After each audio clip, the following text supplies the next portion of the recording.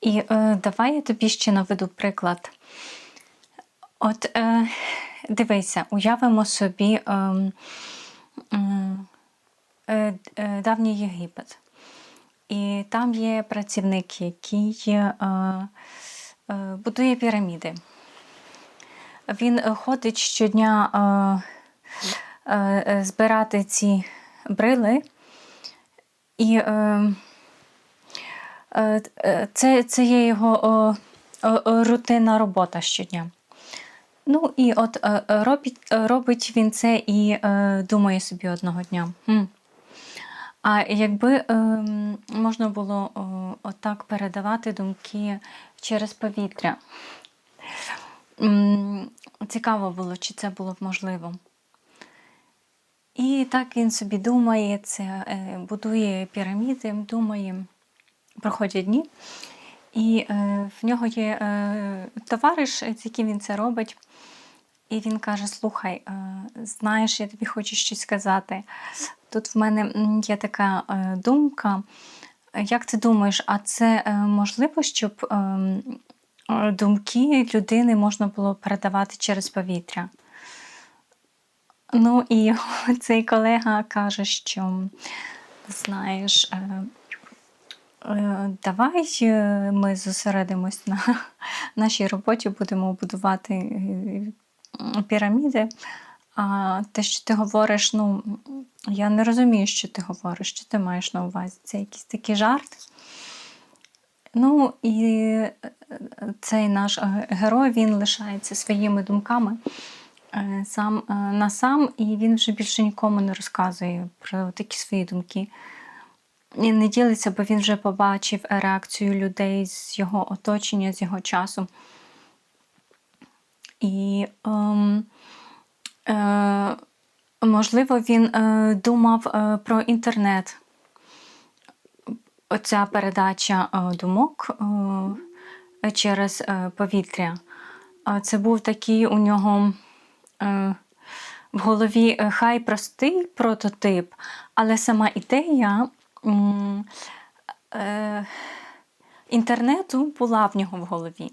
Звичайної людини. Просто що можна передавати інформацію через повітря. І що тут виходить? Виходить, що інтернет існує, він існує, його ідея, вона вірна, вона істинна. Тобто це можливо. Але технічних можливостей в твоєму часі, коли ти живеш, їх ще немає. І тобто виходить, що інтернет в 20 столітті, так? Він є, ця точка. І тут наш друг з Єгипту. І між ними цей часовий простір, часовий відрізок.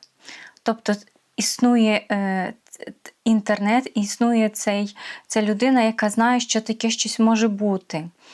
І от він зловив оцю таку тонку інформаційну нитку. Бо все кругом матерії, воно все пов'язано.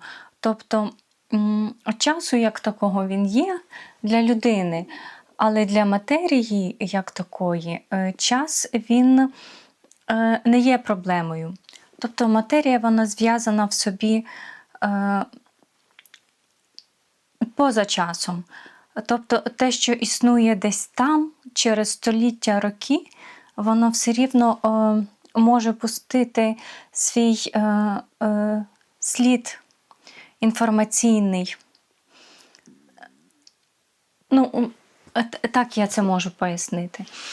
Тобто ці такі хвилі, як ми називаємо майбутнє, вони можуть доходити до нас у вигляді цих думок. Але ми їх відкидаємо, бо це для нас в теперішній час воно таке щось нереальне, таке фантастичне. Хоча насправді воно вже існує. Тільки ці дві точки, вони ще не зустрілися, бо між ними цей часовий проміжок. І, знаєш, може я для тебе зараз, чи ти для мене, чи для людей, які нас чують, слухають, бачать. Це для них така якась нитка інформаційна. Бо для мене вже це реальність. Я з тобою вже зустрілась тут, в цій точці, в цей момент, коли я з тобою спілкуюсь. Для них це може бути ця така інформаційна нитка. Якщо людина собі, якщо вона принаймні допускає, що це можливо, бо багато людей можуть сказати, як друг нашого героя, що ну слухай, давай повернемось до будівництва пірамід, бо це є реальне насправді, а те, що ти говориш, це, я не розумію, про що ти говориш. І, знаєш, я говорила про штучний інтелект, і насправді багато інформації сьогодні є вже оцифрованої. Там наші відбитки пальців, колір очей, зріст, інші параметри людського тіла, вони оцифровані. І через соціальні мережі людина, кожна має можливість оцифрувати в якійсь мірі свої емоції, там, через написати, що сьогодні я почуваюся так, ось зробити відео і його залишити оцифрованим в соціальних мережах чи десь просто для себе. Але що виходить? Багато людей з мого століття, з 21 століття, вони це роблять. Так, тепер я маю це якось так подати дуже так. Як? Вони це роблять, наприклад, з комерційною метою. Тобто багато речей, що я хочу сказати, що багато речей, які, можливо, варто було б теж залишити, оцифрувати, вони залишаються поза кадром, поза оцифровкою, того, що вони там не формат, чи вони не відповідають там трендам, чи не актуальні. Тобто багато інформації, яка оцифровується, вона не несе в собі тієї людської,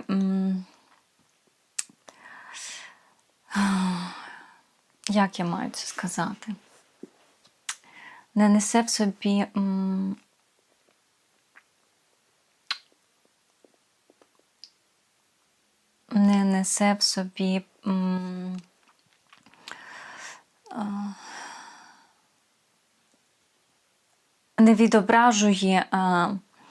не відображує реальність такою, яка вона є. Окей, так сформулюється. Так. І, власне, я думаю, що тобі б не цікаво було дивитися, бо ти зараз маєш доступ до такого масиву інформації, де, то я думаю, тобі б хотілося побачити щось реальне. Це слово, так, дійсно реальне, те, що насправді було, а не щось таке постановочне. Бо постановочне, воно має сенс в якийсь дуже короткий період часу, в якусь мить воно створене з якоюсь метою. А щось реальне, воно має більшу цінність в довшій перспективі. І, власне, штучний інтелект, він дає сьогодні нам можливість лишити такий свій цифровий слід, цифровий відбиток реальних нас, які ми є. Хоча більшість не усвідомлює, не бачить цей шанс наразі, а далі бачить це як просто інструмент, який може приносити якісь доходи, але не як інструмент передачі свого реального, автентичного внутрішнього світу в майбутнє.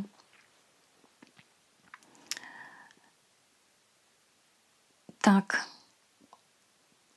це що я хотіла сказати. І, знаєш, мені цікаво, насправді, ще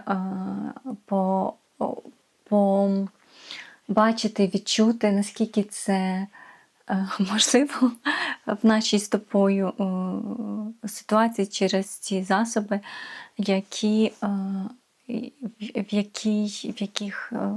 яких умовах ти перебуваєш. Чи це під землею, чи це в якомусь вакуумі, чи це якийсь відкритий простір. Знаєш, давай зараз ми з тобою так цифрово, віртуально доторкнемося один до одного, наскільки це можливо. І я так спробую твою цю атмосферу, так віртуально я її спробую так відчути навколо тебе. Так. І знаєш, що найбільше таке для мене відкриття в цій можливості порозмовляти з тобою. Це дає таку точку зору, що я, наприклад, фізично в 21 столітті переважно більшість свого часу знаходжуся. Наразі з тобою я знаходжуся в році 8106. І от коли я можу ментально повернутися і на 300 мільйонів років тому. Тобто я бачу цю скалу цього часу, 300 мільйонів років тому. Рік 8106, і тут я в 21 столітті. І ти бачиш цю скалу часу, і ти бачиш, що твоє століття – це такий маленький відрізок, насправді. А твій, взагалі, людський час, він ще менший, ще більш обмежений. Зараз, почекай, я маю подивитись 1 секунду, чи в мене записується звук, бо мені щось це не зовсім подобається. Хвилинку. Ні, все окей. Добре, звук записується. Вибач, це була така технічна пауза. Отже, що я в 21 столітті, я, може, проживу 100-120 років, хотілося прожити, такі в мене мрії. Але проживу, скільки проживу, може менше, може 60, може 80, може 100 років. І коли ти бачиш цей відрізок цього часу безкінечного, ти виходиш ментально поза рамки свого століття. Тоді приходить такий момент, його ніде не можна зловити, відчути. Приходить цей момент такий, ти видихаєш, ти виходиш як на такий рівний простір, де немає перешкод вже, і ти можеш видихнути, і ти можеш розправити плечі, ти є вільний. Ти розумієш, що насправді ти був чи є ментально обмежений своїм часом, своїм соціумом, своїм гендером. І ці рамки, насправді, можна їх розширити ментально. Насправді вони не фіксовані. І насправді ти маєш набагато більше вільного простору ментального в себе, ніж в тебе в пробують втиснути в якісь такі рамки. Але треба за ці рамки вийти, побачити себе. Окей, я в 21 столітті, там 300 мільйонів років тому. Попереду, наприклад, рік 8106, де ти дивишся на мене. І я твоя цифрова голограма, так, умовно, так? І не треба якось думати, що це фантазія, що це нереально, бо насправді для людського мозку це фантастично, для нього немає меж.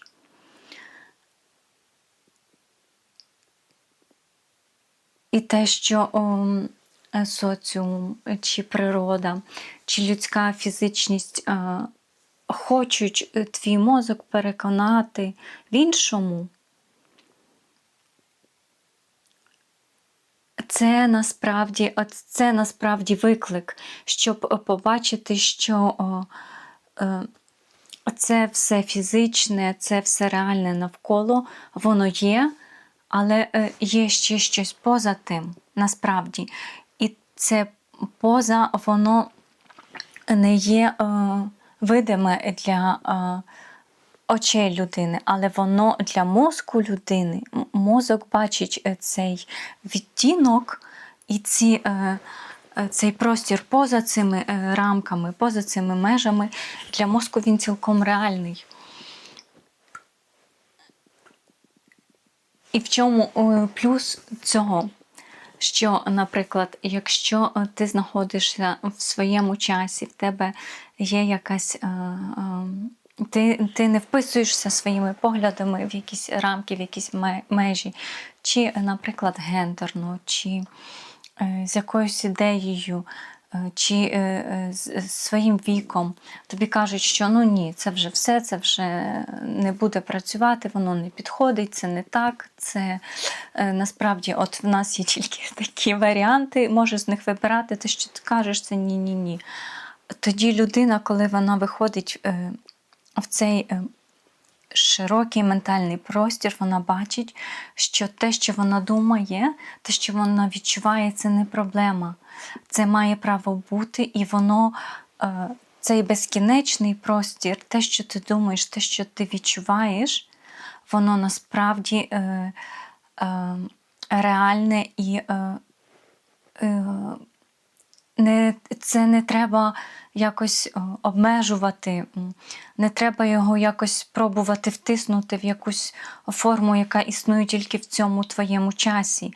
Тобто ця вся матерія навколо нас, вона витримає абсолютно все, абсолютно будь-яку форму і абсолютно будь-яку думку, бо вона безмежна. І те, що тобі приходить в голову, твої думки, твої ідеї, вони приходять не самі з себе. Вони приходять з цієї матерії, яка довкола нас. Тобто по цих інформаційних нитках, це я їх так називаю, по цих каналах. І те, що ти цього не бачив десь навколо в своєму часі, те, що ти бачиш в своїй голові, воно не значить, що воно нереальне. І воно дає тобі таку силу ментальну, оцей весь тиск ззовні, бо ти один. Ти один і навколо мільйони, мільярди, які фізичні, і яких ти бачиш і думаєш, окей, це моя реальність. Ось вона виглядає так ось. І та єдина якась така думка, нитка в голові каже, слухай, а давай ми тут ще до цих мільйонів, мільярдів, так, може ще таку квіточку тут збоку. Як ти скажеш? І ти такий, ну так, мені подобається ця квіточка збоку. Але, ну, знаєш, ці мільярди її не погодять, скажуть, що ну ні, вона тут зайва. І це колосальний тиск на тебе, на твою ментальну психіку. Але коли ти виходиш на цей простір свого часу, свого століття на цей безкінечний, ти розумієш, вау, вау, можна подихати. Це насправді я маю простір і час для цієї думки, і вона така сама реальна, як те, що мені кажуть, що от в нас є для тебе тільки такі 3 формочки, з них можеш вибирати. Як ти думаєш, ми трішки шокували сьогодні наших глядачів, слухачів чи ні? Я не знаю. Можливо, когось так, можливо, когось ні. В принципі, це не була мета, це не була ціль. Ціль моя була з тобою сьогодні перший раз поспілкуватися, викласти тобі таку маленьку частинку своїх думок. І побачимо, як будуть йти наші розмови далі. Але я думаю, що все буде так, все буде так, як ти собі бачиш в своїй голові.